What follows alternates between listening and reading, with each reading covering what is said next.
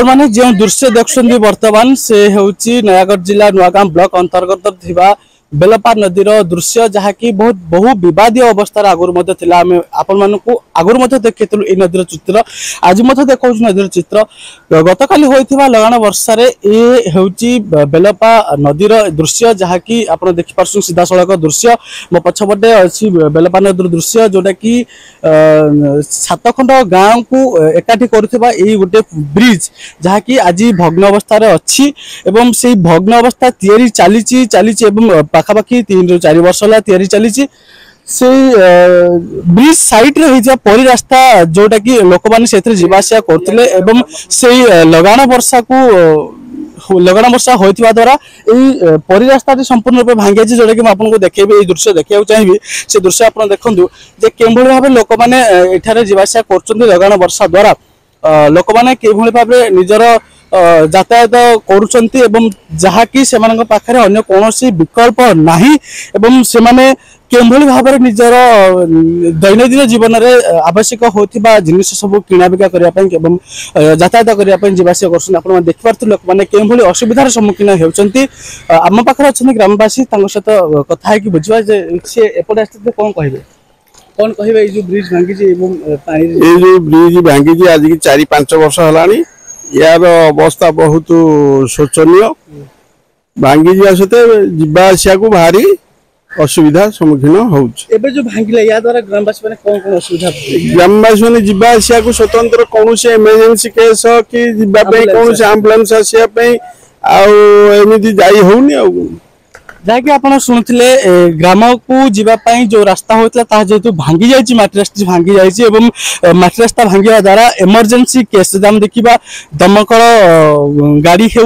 ambulance गाड़ी हो जहाँ भी किसी जरूरीकालीन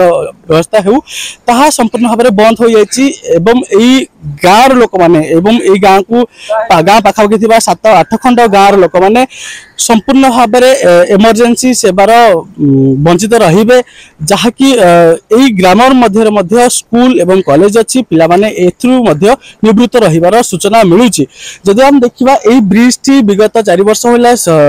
निर्माण अधीन चलीथिबा बेले वर्तमान समय एभली अवस्था रे पड़ी रही जहाँ फल कि ग्रामवासी माने नाही नथिबा असुविधार सम्मुखीन हेबे विशेष कर छात्र छात्री माने रोगी माने एई समस्यार अतिशय प्रभाव पड़ियो से माने ऊपर असुविधा आज असुविधा अच्छी 5 वर्षर सी आमर स्थानीय विधायक जो रमेश चंद्र बेहेरा श्रीजुत रमेश चंद्र बेहेरा सी दिन आसिले देखा कौन ये किसी भूमिका ना बहुत भूमिका अच्छी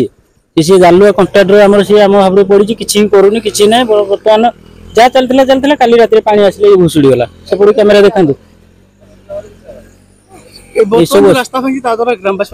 असुविधार सम्मुखीन हे ग्रामवासी असुविधा माने आद्यरू असुविधा शेष पर्यंत मैं तो माने गाड़ी टे जाइए आंबुलांस उड़ी जाइए किसी जाइए कौन ये आज साइकेल धरिक आस लोक केते लोक पड़ी गले सेठी बहुत असुविधा बहुत ये आप निजे देखु स्कूल कॉलेज अच्छी स्कूल कॉलेज ये सोरड़ा लुणीसरा आम पंचायत ये स्कूल ये कॉलेज अच्छी स्वास्थ्य केन्द्र अच्छी लुणीसरा सोरड़ा समस्त बुढ़ा बुढ़ी लोक जिते समस्त एपटे आसुँच कौन कर असुविधा तो बहुत किसी सरकार को निवेदन से कौन जाना सब किसी जानते कि आम ये कहीं अनौना कि ना अच्छा एनएचआर गोटे रोड जब भांगिला केते दिन हो सागे सागे कम होम ये 5 वर्ष है पारनी कभी तेणुक कौन कर असुविधा तो बहुत किसी